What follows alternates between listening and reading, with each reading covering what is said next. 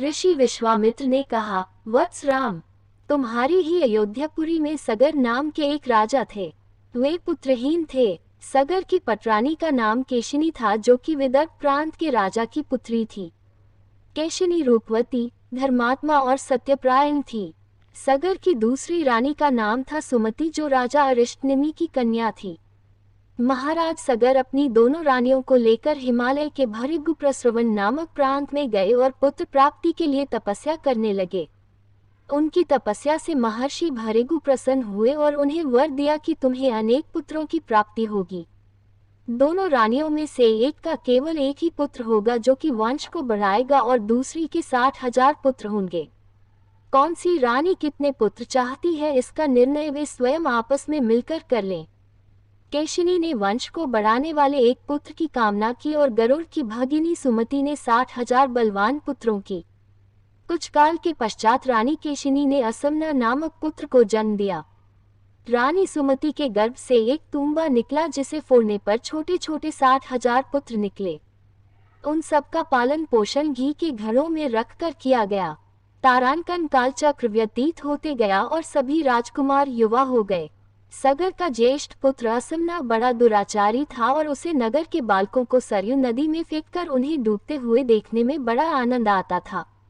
इस दुराचारी पुत्र से दुखी होकर सगर ने उसे अपने राज्य से निर्वासित कर दिया। असमना के अंशुमान नाम का एक पुत्र था।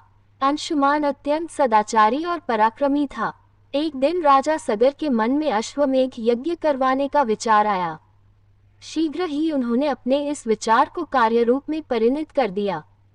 राम ने ऋषि विश्वामित्र से कहा, गुरुदेव, मेरी रुचि अपने पूर्वज सगर की यज्ञ गाथा को विस्तार पूर्वक सुनने में है। अतः कृपा करके इस वृतांत को पूरा पूरा सुनाइए। राम के इस प्रकार से जिज्ञासा व्यक्त करने पर ऋषि विश्वामित्र प्रसन्न होकर कहने लगे, राजा सगर ने हिमालय एवं विंध्याचल के बीच की हरितिमायुक्त भूमि पर एक विशाल यज्ञ मंडप का निर्माण करवाया। फिर अश्वमेघ यज्ञ के लिए श्यामकर्ण घोड़ा छोड़कर उसकी रक्षा के लिए पराक्रमी अंशुमान को सेना के साथ उसके पीछे पीछे भेज दिया। यज्ञ की संभावित सफलता के परिणाम की आशंका से भयभीत होकर इंद्र ने एक राक्षस का रूप धारण किया और उस घोड़े को चुरा लिया। घोड़े की चोरी की सूचना पाकर सगर ने अपने 60,000 पुत्रों को आज्ञा दी कि घोड़ा चुराने वाले को पकड़कर या मारकर घोड़ा वापस लाओ। पूरी पृथ्वी में खोजने पर भी जब घोड़ा नहीं मिला तो इस आशंका से कि किसी ने घोड़े को तहखाने में न छुपा रखा हो, सगर के पुत्रों ने संपूर्ण पृथ्वी को खोदना आरंभ कर दिया। उनके इस कार्य से असंख्य भूमितल निवासी प्राणी मारे गए। खोदते खोदते वे पाताल तक जा पहुंचे।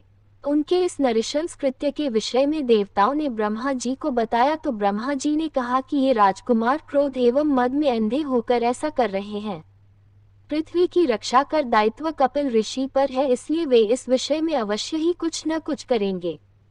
पूरी पृथ्वी को खोदने के बाद भी जब घोड़ा और उसको चुराने वाला चोर नहीं मिला तो निराश होकर राजकुमारों ने इसकी सूचना अपने पिता को दी।